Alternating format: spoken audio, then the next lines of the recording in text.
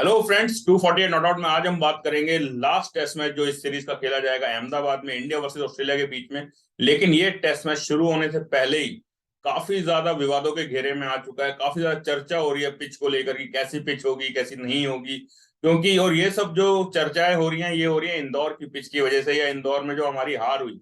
जो गड्ढा हमने ऑस्ट्रेलिया के लिए खोदा था उसमें हम खुद ही गिर गए और वो तो कंगारू की तरह उछलकर वहां से निकल गए। अब बात करते हैं कि ये वाली ज्यादा चर्चा इतनी क्यों हो रही है, क्योंकि अगर मैं आपका ध्यान खींचूं 2021 की सीरीज जो इंग्लैंड के साथ हुई थी, वहां पर भी अगर हमने पहला टेस्ट मैच अगर आप देखेंगे तो चेन्नई में हमने एक फेयर पिच दी थी। बट लकीली इंग्लैंड ने टॉस जीता वहां पर और पहले बल्लेबाजी करी और फिर उन्होंने 500 से ऊपर का स्कोर खड़ा किया जिसमें जो रूट ने डबल 100 लगाया। और फिर उसके बाद भारत उस मैच में कभी भी वापसी नहीं कर पाया। तो उससे क्या हुआ कि जो विराट कोहली और रवि शास्त्री की जो मैं कहूंगा कि टीम मैनेजमेंट की जो जोड़ी थी, कैप्टन एंड कोच की, वहां पर उनको लग गया कि अगर ऐसी पिचेस दी गई तो फिर टॉस पर काफी कुछ निर्भर हो जाएगा और जरूरी नहीं कि हम टॉस हर बार जीते हैं, तो या फिर टॉस के ऊपर इतना डिपेंडेंट रहने से अच्छा है कि पिच की क्वालिटी को गिरा दिया जाए और बहुत खराब पिचेस दी जाए। और वैसा ही हमने देखा कि चेन्नई में जो दूसरा टेस्ट मैच खेला गया उसमें हमने बहुत खराब पिच दी जो कि पहले ही दिन से टर्न लेने लगी। और अहमदाबाद में तो हमने, मैं कहूंगा कि हमने सारे स्टैंडर्ड अपने गिरा दिए और दो दो दिन में टेस्ट मैचेस वहां पर खत्म हुए। और ये शायद लालच था उनका कि हमें किसी ना किसी तरीके से, इंग्लिश में कहते हैं कि बाय हुक और बाय क्रुक, हमें डब्ल्यूटीसी फाइनल में पहुंचना है। चाहे हम उसके लिए डिजर्व करते हो या ना करते हो, हमें चाहे फेयर खेलना हो चाहे अनफेयर खेलना हो, पर हमें पहुंचना था। और वो हमने किया भी, हम पहुंचे भी। लेकिन फिर वहां पहुंच कर न्यूजीलैंड ने जिस तरीके से हमें धोया वो हम सबने देखा 2021 के अंदर। अब इस सीरीज के अंदर क्योंकि इंग्लैंड के बाद जो एक सबसे बड़ी जो टीम आई है वो ऑस्ट्रेलिया की आई है, श्रीलंका भी आई थी, न्यूजीलैंड भी आई थी, पर उन दोनों को हमने आसानी से हरा दिया था। लेकिन अब जो बड़ी टीम आई है तो फिर वही हमने किया है, बहुत बेकार पिचेस हम सर्व कर रहे हैं। और मैंने अपने पिछले वीडियो में भी कहा था कि यहाँ पर हम क्रिकेट को हरा रहे हैं, हम टेस्ट क्रिकेट को बिल्कुल रौंद रहे हैं अगर हम तीन तीन दिन में मैचेस खत्म करेंगे। इनफैक्ट 3 दिन में कोई मैच नहीं चल रहा है। तो ये एक बहुत ही शर्मनाक बात है इंडियन क्रिकेट के लिए कि हम शायद बांग्लादेश की जैसी जो उनकी रणनीति रहती है कि अच्छी टीम्स को बुलाएं, बहुत खराब पिचेस दें, अपने स्पिनर्स को खिलाएं, तीन तीन चार चार स्पिनर्स को खिलाएं और फिर अच्छी टीमों के ऊपर जीत दर्ज करें।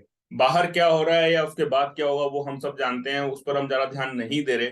और वैसा ही शायद मैं कहूंगा, इसीलिए मैं इंडिया को बांग्लादेश से कंपेयर कर रहा हूँ, क्योंकि हम शायद वैसी ही रणनीति था तभी खेल रहे हैं। अभी जो प्रेस कॉन्फ्रेंस हुई है उसमें हमारे कोच साहब राहुल द्रविड़ ने एक बहुत ही कंट्रोवर्शियल स्टेटमेंट मेरे हिसाब से दिया है। उन्होंने कहा है कि जब से डब्ल्यूटीसी स्टार्ट हुआ है तो एक अपने आप जो है घर में होम टेस्ट मैचेस को जीतने का एक अलग दबाव रहता है और हम नहीं चाहते कि कोई मैचेस ड्रॉ हो, और इसीलिए रिजल्ट ओरिएंटेड पिचेस हम बनाते हैं। शायद ये उसी का ही नतीजा है। लेकिन मैं इस बात से बिल्कुल भी वाकिफ नहीं हूं या मैं उनसे बिल्कुल भी सहमत नहीं हूं, क्योंकि जब राहुल द्रविड़ खुद खेलते थे, चाहे आप 2001 की सीरीज याद कर लें, चाहे आप 2004 की जो ऑस्ट्रेलिया सीरीज थी, या फिर जब इंग्लैंड इंडिया के अंदर आई थी, जब मुंबई में अटैक हुए थे, तो मोस्टली हर सीरीज के मैच का आपको रिजल्ट निकलता हुआ दिखाई देगा। 2001 की सीरीज को अगर हम देखें तो 2-1 से जब वो सीरीज इंडिया ने जीती तो काफी अच्छी पिचेस दी थी। हर मैच में 300-400 रन पहली पहली इनिंग में बनते थे। फिर दूसरी इनिंग के जब दोनों टीमों की पहली इनिंग हो जाती थी तो उसके बाद पिच धीरे धीरे टर्न लेना शुरू करती थी और वहीं पर जो ऑपोजिशन टीम्स थी उनको दिक्कत होती थी खेलने में और भारत उन मैचेस को जीतता था। तो वहां पर क्या होता था कि जो टीम्स होती थी वो भी कभी कंप्लेन नहीं करती थी मैच पिचेस के बारे में। लेकिन यहाँ पर अगर आप देखेंगे पिछले 4-5 सालों से हमने अपनी पिचेस की क्वालिटी बहुत ही ज्यादा गिरा दी है। और राहुल द्रविड़ शायद भूल गए हैं या फिर उनके ऊपर इतना दबाव है, तो बीसीसीआई का दबाव है, जो हमारे प्लेयर्स हैं, रोहित शर्मा या कोहली या फिर पुजारा या अश्विन या जडेजा, ये शायद इनके प्रेशर में आकर इतनी खराब स्टेटमेंट्स दे रहे हैं। मुझे उनसे बिल्कुल उम्मीद नहीं थी कि वो ऐसी स्टेटमेंट देंगे। आप फेयर पिचेस दीजिए। इंडिया हमेशा से अपने घर के अंदर स्ट्रांग रहा है, उन्हें कभी भी पिच की इतनी ज्यादा मदद की जरूरत नहीं रही। थोड़ी बहुत होम एडवांटेज हर टीम उठाती है, वो आप भी उठाइए। लेकिन आप ऐसे स्टेटमेंट देकर आप भारतीय क्रिकेट के स्तर को और जो हमारा एक प्राइड फीलिंग है उसको आप गिरा रहे हैं। अगर अब हम बात करें रोहित शर्मा की स्टेटमेंट की, रोहित शर्मा ने आज जो प्रेस कॉन्फ्रेंस हुई है उसके अंदर उन्होंने, जब रवि शास्त्री ने बोला कि इंदौर टेस्ट मैच से पहले हमारी टीम जो है काफी ओवर कॉन्फिडेंट दिखाई दे रही थी, शायद इसी वजह से रोहित शर्मा ने एक स्टेटमेंट भी दिया था कि तीसरा मैच जीतकर हम अहमदाबाद में डब्ल्यूटीसी की प्रिपरेशन करेंगे और हो सकता है कि सीमिंग विकेट दें वहां पर। जबकि ऐसा बोलना नहीं चाहिए कप्तान को। पहली बात तो आपके अभी पूर्व कोच रहे हैं, शायद आपके जो ड्रेसिंग रूम का जो माहौल होता है उसको काफी अच्छे से वो जानते हैं।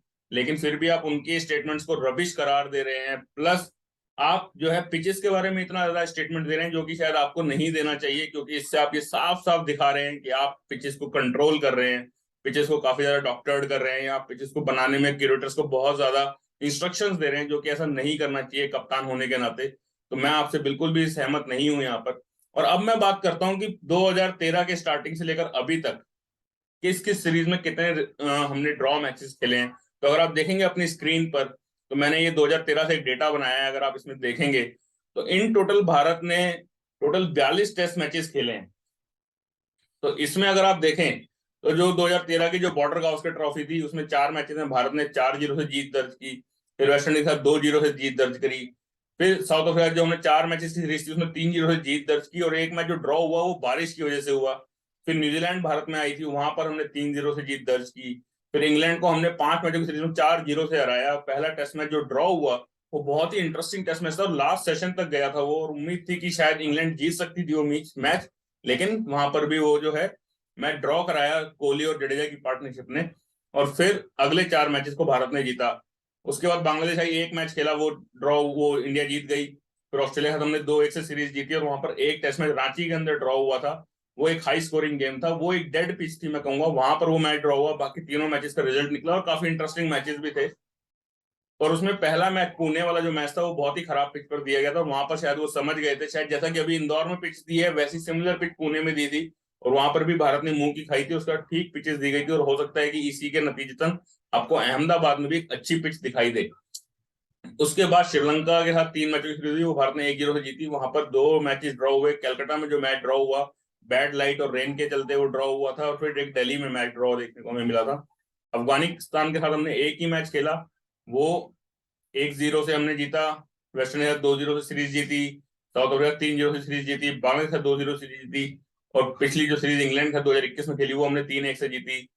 और अगर इसके बाद आप देखेंगे तो जो अगली जो सीरीज थी वो न्यूजीलैंड के साथ थी, वो 1-0 से जीती। और जो कानपुर में जो टेस्ट मैच ड्रॉ हुआ उसमें न्यूजीलैंड के 9 विकेट गिर चुके थे, और लास्ट विकेट में एक अच्छी पार्टनरशिप हुई, जिससे कि न्यूजीलैंड वो टेस्ट मैच ड्रॉ कराने में कामयाब रहा। और फिर जो लास्ट सीरीज से पहले हमने भारत में खेली है, वो श्रीलंका के साथ खेली। श्रीलंका अभी काफी स्ट्रगल कर रही है, तो वो सीरीज भी हमने आसानी से 2-0 से जीती। तो इन टोटल अगर आप देखेंगे कि हमने 42 टेस्ट मैचेस खेले हैं, और केवल 6 टेस्ट मैचेस ड्रॉ हुए हैं इन 42 टेस्ट मैचेस के अंदर। उसमें भी जो 2 टेस्ट मैचेस हैं वो ड्रॉ हुए हैं बारिश की वजह से या बैड लाइट की वजह से। और जो 2 टेस्ट मैच है वो लास्ट सेशन में जाके ड्रॉ हुए हैं।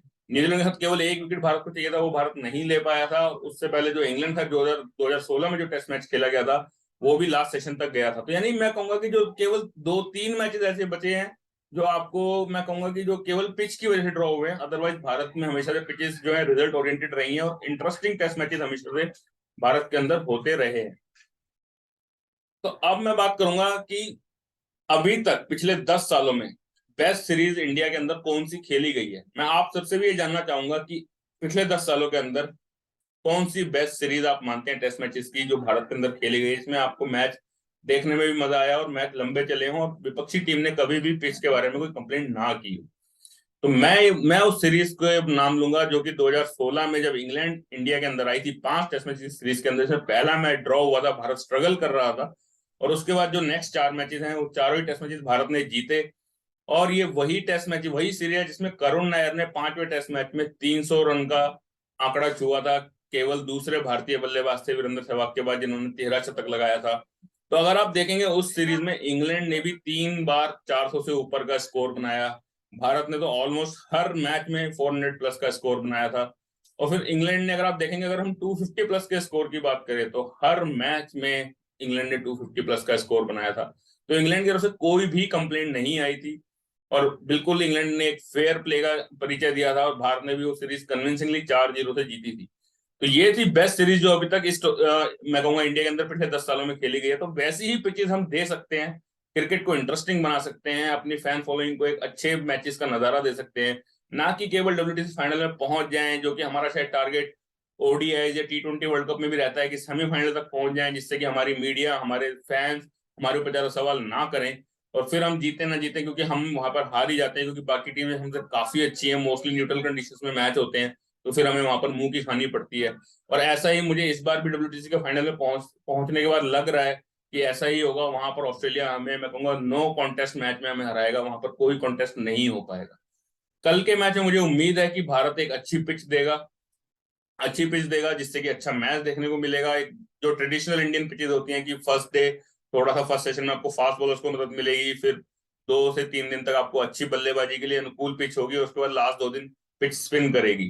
तो उम्मीद करता हूं कि भारत की तरफ से रोहित शर्मा और हो सकता है विराट कोहली एक बड़ा स्कोर करते हुए दिखाई दें, और ऑस्ट्रेलिया की तरफ से स्टीव स्मिथ और लबुशेन और ख्वाजा डेंजरस साबित हो सकते हैं। मिचेल स्टार्क काफी खतरनाक गेंदबाज साबित हो सकते हैं, और नेथन लायन के साथ साथ और भारत की तरफ से तो रविचंद्रन अश्विन एंड रविंद्र जडेजा ही आपको विकेट लेते हुए दिखाई देंगे। काफी बड़ा सवाल उठाया जा रहा है केएस भरत के ऊपर कि केएस भरत का रोल क्या है, उन्होंने अपनी अपॉर्चुनिटीज को गंवाया है अभी तक, लेकिन मुझे लगता है कि ये लास्ट टेस्ट मैच उनको दिया जाएगा। अगर इसमें उन्होंने कुछ नहीं किया तो फिर उनके लिए आगे राह काफी कठिन होगी। और वैसे भी विकेट कीपर के लिए बहुत मुश्किल है इस टीम में अपनी जगह बना पाना। एज अ बैट्समैन बना सकते हैं, क्योंकि जैसे ही ऋषभ पंत फिट होंगे वैसे उन्हें टाइम लगेगा अभी करीब करीब 8 से 10 महीने और टीम में वापस आने के लिए। लेकिन तब तक अगर कोई विकेट कीपर अपनी जगह बना पाए तो ये उसके लिए एक अच्छा मौका होगा, और केएस भरत ने वो मौका मुझे लगता है कि अभी तक गवा दिया है। पर आशा करता हूं कि शायद वो इस टेस्ट मैच में अच्छा खेलें। डिफिकल्ट पिचेस पर बल्लेबाजी करने को उनको मिली, लेकिन शायद इंडियन बैट्समैन होने के नाते आपको वो अपनी इस अपॉर्चुनिटी को भुनाना चाहिए था, पर वो भुना नहीं पाए। तो मुझे लगता है कि 4 टेस्ट मैच काफी इंटरेस्टिंग होगा। भारत को पैनिक नहीं करना चाहिए, एक ही मैच हारे हैं लेकिन पैनिक नहीं करना चाहिए, और फेयर पिच दें, फेयर क्रिकेट खेलें। सब जो भी नॉइजेज हैं आउटसाइड उनको आप ना सुने। और मुझे उम्मीद है कि भारत ये टेस्ट मैच जीतेगा 3-1 से, और डब्ल्यूटीसी फाइनल में फिर हमें इंडिया वर्सेस ऑस्ट्रेलिया ही दिखाई देगा। तो दोस्तों, अगर आपकी कोई राय है या कोई सवाल है तो कमेंट सेक्शन में हमें जरूर बताइए। लाइक कीजिए, शेयर कीजिए, सब्सक्राइब कीजिए। Till then keep watching 248 not out.